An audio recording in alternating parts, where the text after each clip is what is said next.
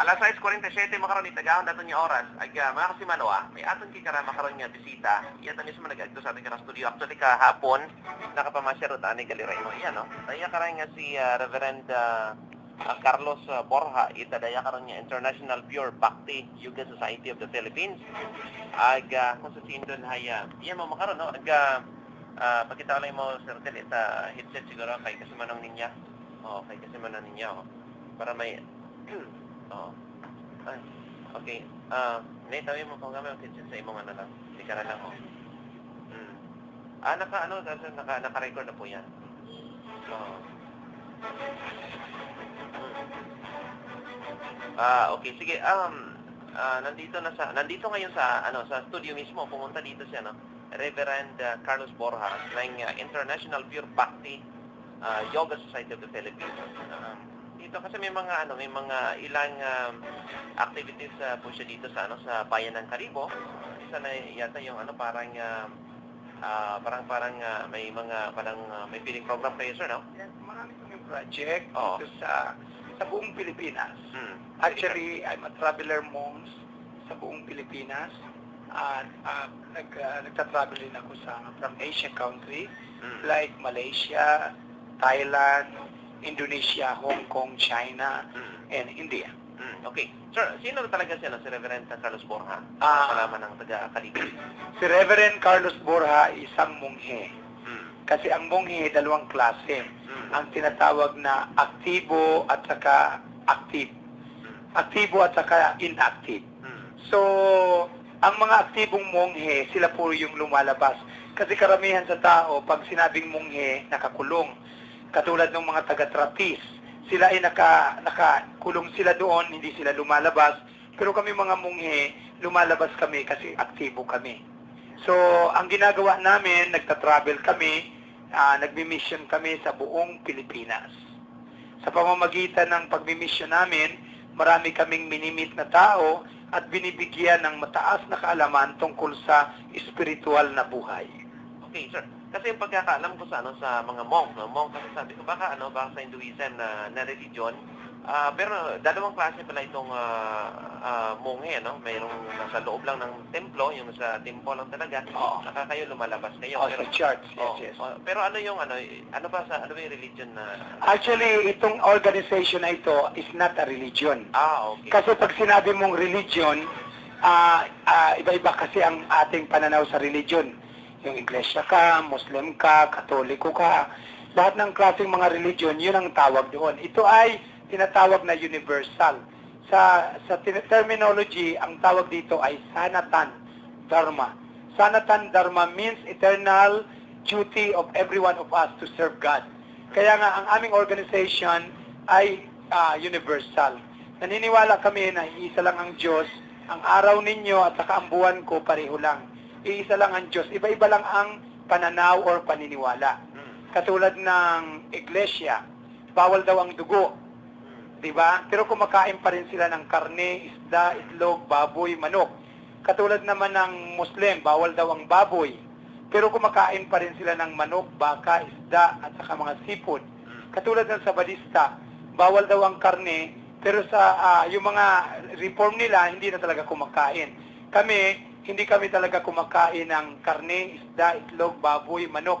Sa Sabadista, hindi sila kumakain ng karne, pero kumakain pa rin sila ng itlog at saka manok. So, kami ay pure vegetarian. Kayo vegetarian, wala kayong walang lahat ng na-mention nyo, hindi nyo kinakain yun? Opo, kasi itong aming organization, naniniwala na pag ang kinakain ay healthy sa katawan, magiging healthy ka. Kaya nga ang tao, maraming nagkakasakit, katulad ngayong Pasko, handaan, maraming kakain ng mga matataba, lahat ng mga patay kinakain. Sa amin, hindi kami pumapatay, kahit lamok, ipis, kahit anong may buhay, hindi namin pinapatay kasi wala kaming karapatan pumatay, kahit lamok, ipis, hindi kami makakagawa. Kaya nga sa amin, sagrado ang buhay. Okay, so meaning, ganito na lang sila. Bakit di kayo kumakain na? So meaning, nagpa-practice kayo ng yoga? Ang ibig sabihin ng yoga, yes, nagpa-practice kami. Kasi ang tao, pag sinabing yoga, akala nila exercise. Pero itong terminology, ito ang tinatawag na Sanskrit. Ang Sanskrit, ito ang pinakamatandang salita. Ang ibig sabihin ng yoga means to control yourself, your mind, and senses. In the Greek word, the meaning of yoga means really hari, means to bind or to unite yourself with God. Kung paano ka magkaroon ng relation sa God. Isang pinakamataas na yoga, ang tinatawag dito ay bhakti. Ito yung pinakamataas na yoga na nagpapalaganap kung paano magkaroon ka ng mataas na relasyon sa Panginoon. Okay. Pag nag-yoga kayo, sir, ano yan? May oras na pinipili kayo? Wala. There is no time and regulation. Every time and then, ang ibig sabihin ng yoga, to connect yourself to God. Lagi kami nagdarasal. Sa umaga, nagigising kami ng 3 o'clock para magdasal. Kasi ang pagdadasal, walang panahon. Every minute, every second, kailangan tayo nagdadasal. Bakit? Kasi ang buhay natin dito sa mundo ay hiram natin. Pag umalis tayo sa mundo, wala tayong madadala. Ang unang-una, ang pinaka-importanting relation sa Panginoon ay magkaroon ka ng relation na eternal. Sa pamamagitan ng prayer, mayroon kang connection sa God. Katulad ngayon, may kuryente. Lahat nag-uusap tayo. Kung walang kuryente, wala tayong connection. Similarly, parang cellphone yan, na pag nagdasal ka at hinawakan mo yung rosary mo, katulad ng mga Katoliko, even me, I'm a Catholic. Pinanganak akong Katoliko, ang birth certificate ko Katoliko, hindi ko babaguhin ang religion ko. Yun ang religion ko. Pero itong organization namin, itong pinasukan ko na ito, isang organization na nagpapalaganap na hindi mo kailangan baguhin ang religion. Kasi isa lang ang Diyos, isa lang ang araw, isa lang ang buwan, lahat tayo ay anak ng Diyos. Lahat tayo ay pantay-pantay sa mata ng Diyos. Walang mayaman, mahirap, German, Mohammedan, Russian, American, lahat tayo sa mata ng Diyos pantay-pantay. Kaya naniniwala kami na iisa lang ang Diyos, huwag tayo mag-away-away sa pamamagitan ng religion. Kasi pag ang tao ay mababa, wala siyang mataas na kaalaman, siya ay nakikipag-diskusyon o nakikipag-debate at nagpapagalingan sa relihiyon. Itong aming organization is beyond religion. Okay. So, Reverend Borja, tatanong ko lang kasi nagpo-practice kayo ng yoga, hindi kayo kumakain ng karne. Ano ba yung, bakit hindi kayo kumakain ng isda, ng karne, ng itlog? Ano ba yung yan yung discuss ko sa kabilang istasyon. Na kami mga munghe, bakit kami hindi kumakain? Physically point of view, it's good for the health. Unang-una, sir, saan nilalagay ang patay?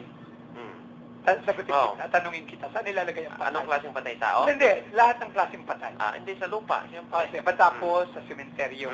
So, kami mga munghi, ang paniniwala namin, ayaw namin gawaing sementeryo ang tiyan namin. Kasi pag nilagay ninyo sa tiyan ninyo, patay na baka, manok, isda, lahat ng klaseng patay, ginagawa nating sementeryo ang tiyan natin. Lalo ngayong Pasko, lahat ng tao, kakain itong mga matataba. Pag ang kinakain patay, madaling mamatay. Kaya nga, ang kinakain namin, yung tinatawag na mga vegetarian. Kasi, unang-una, ang gulay may buhay rin yan. Pero ang buto, hindi mo pwedeng, ang buto ng manok, hindi mo pwedeng itanim.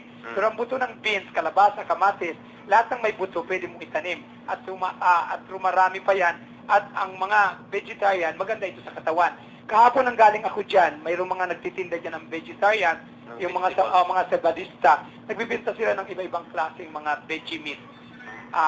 Yun ang aming sustenance sa body. Yung mga protina namin, yung soya beans, patapos milk product, yan yung mga protina namin. From milk, you can get butter.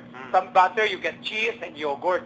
So sa pamamagitan ng pagkain ito, magiging healthy ka. I've been a vegetarian for 40 years. Pero walang isda, walang maraming kanin. mga bawal sa amin. Pati kanin wala. Karne, isda, itlog, baboy, manok, bawang, sibuyas. Bawal lahat? Ayan po ang aming hindi kinakain. May mga particular. Kaya nga, pag nagbunghi ka, hindi basta-basta. Sagrado ang buhay sa amin. Kaya hindi kami kumikitil ng buhay. Okay. So ngayon, anong purpose ninyo dito sa Kalibo? Ba't dito kayo? May mga project kayo? Every year, nandito ako sa Kalibo. Actually, marami na nakakakilala sa akin. Maaring nakita nyo na ako. Araw-araw akong lumalabas. Naglilibot at nagbibigay ng mga flyers ko. Ang pinaka-importante sa akin, maibigay ko itong mga flyers ko. Kasi every year nagsusulat ako. Ang aking magazine ay nasa National Bookstore. Yung aking Life Inside. So, itong mga magazine ko na ito, itong aking mga sinusulat, ito yung ipinapamahagi ko sa buong Pilipinas.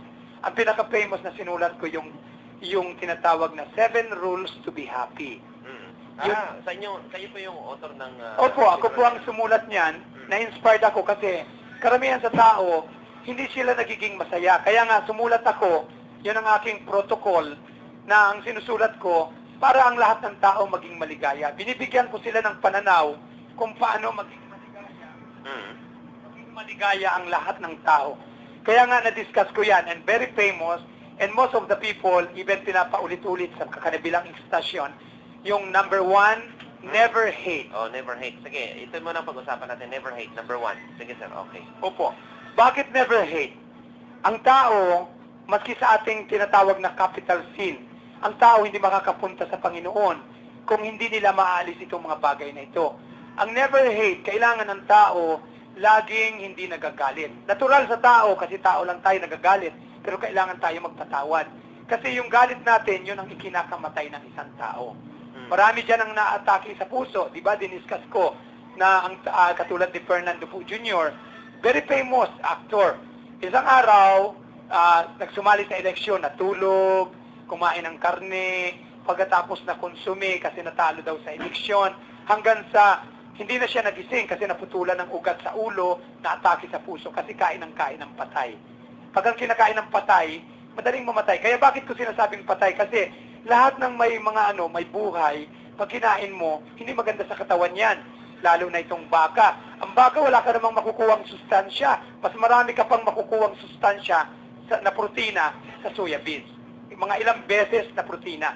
Unang-una, pag kumain ka ng baka, sa aming mga munghi, sagrado ang baka. Hindi Diyos ang baka, pero sagrado sa amin ang baka. Kasi ang baka, kakain lang ng damo, yung babae, pag kumain ng damo, magpuproduce ng milk, butter, cheese, yogurt.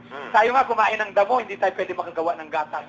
Kaya ang baka, pangalawang magulang namin. It's a second mother. Pag pinatay niyo ang baka, parang niyo na rin pinatay ang ating magulang. Kasi nagpo-produce siya ng milk, butter, cheese, yogurt. Dun sa paniniwala ninyo. Hindi po. Yun talaga ang tunay. Pag ina-analyze mo, common sense lang. Ikaw nga, kumain ka nga ng damo, makagawa ka ba ng gatas? Unless nabuntis ang babae. So kaya nga ang baka sagrado kasi yung mga lalaking baka ginagawa ang pang-araro. Sa amin hindi namin pinapatay ito. It's just like our mother, a second mother. Number 2, itong don't worry. Ang don't worry, lahat ng tao nag-worry kasi maraming utang.